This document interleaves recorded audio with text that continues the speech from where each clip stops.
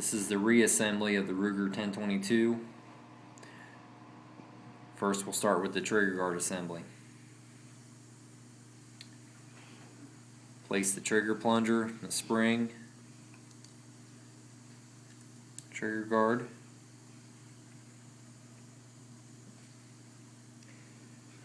Put together the trigger assembly.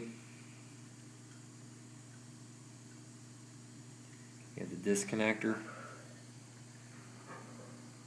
that goes into the trigger. Slide that pin in.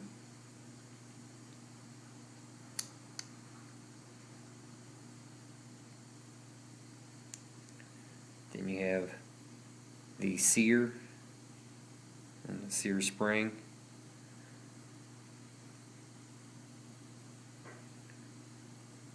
Make sure that spring goes into that divot.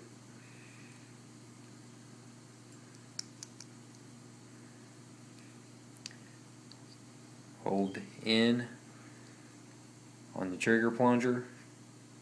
I like to lay it on its side and slide in the trigger assembly.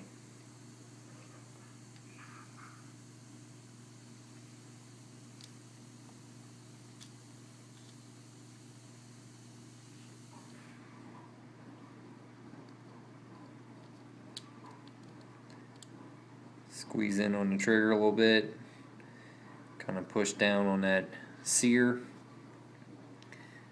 get that hole lined up, just kind of wiggle and work that pin in.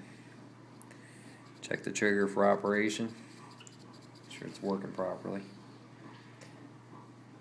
Next, we will install the hammer and the spring. Note how they got the flat top and the position of that spring. Straight out piece is going to the left, and the part that has a bend will go to the right, like so.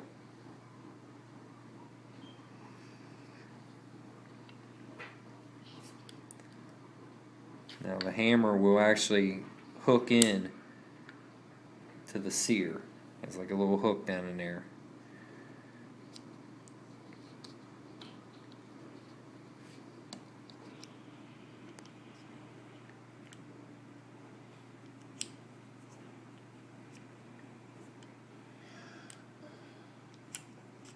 That hole lined up and push that pin in. Now, still the safety's on fire. Squeeze the trigger and move that hammer forward. Drop the hammer strut in where it's straight.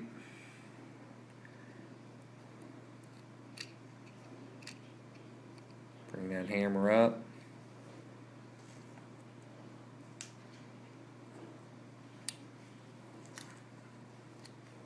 Work it in there. Hammer should lock back. Go ahead and put it on safe. Try to squeeze it. Hammer shouldn't fall forward. Put it on fire. Put your finger in front. That hammer should pop forward. Next, we'll start the bolt lock.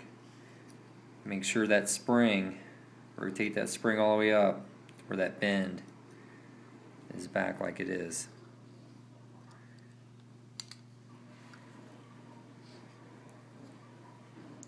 Put the bolt lock in, start the pin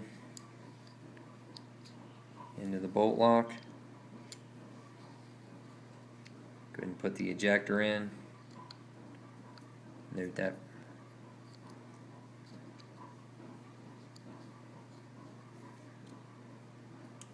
position, like so. Now, don't drive that pin forward all the way. Let that spring come down, and that bend will set inside a cutout on that bolt lock. Push that spring down, the flat top, and push that pin forward. Next, put the mag latch plunger in and push down on it. Get the pin started through the bolt lock. There's a little hole in there. Get it started, and then put the mag plunger, or the mag latch while you're holding on to the mag plunger.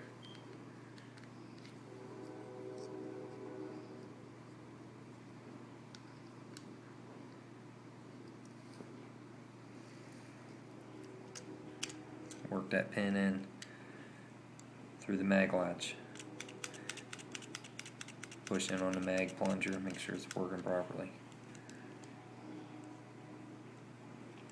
Go ahead and drop that ejector forward. That's the trigger guard assembly. The bolt assembly. The cocking handle in. You'll see where it rests down inside there. With your index finger and a screwdriver, you got to pull this back real even, or else it won't go back at all. A cutout will end up right there on that cocking handle. Start it in at an angle and try to drop it straight down and push, and then begin to let go of that cocking handle. Just verify its operation. Put the receiver up.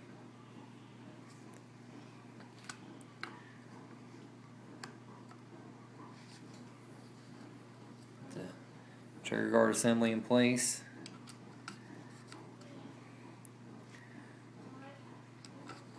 Working the 3 pins.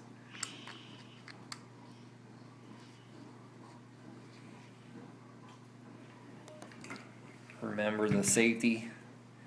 If you can't center it like mine, it just won't stay centered and like in between safe and fire. Just gonna have to kind of work it in there. Put the barrel down on the stock. Kind of work it in place. Should drop right in. Go ahead and tighten up the stock screw.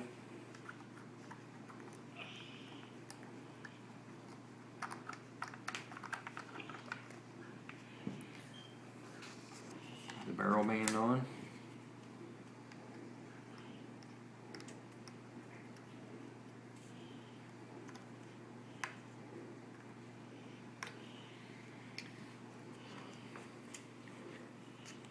Magazine, make sure it's empty. Push it in place.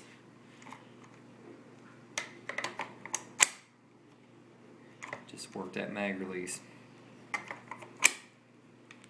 Pull back the cocking handle, make sure that's functioning properly. Now, with the bolt lock, if you pull back cocking handle and squeeze in on that bolt lock below, start letting that cocking handle go and then let the bolt lock go, it'll hold the bolt open. Now, bolt will remain like that until you pull back again on the cocking handle, push up and release that bolt lock, let go of the cocking handle. Once again, ensure the magazine is empty. If you like, you can take the magazine out, slide it back, and fire the gun. Make sure the safety is working. Put it back on fire. It is okay to fire the Ruger 1022, to dry fire the Ruger 1022. I spoke with a gentleman at Ruger, and he confirmed that it is okay to dry fire the Ruger 1022. Other models may be different. I would contact the manufacturer.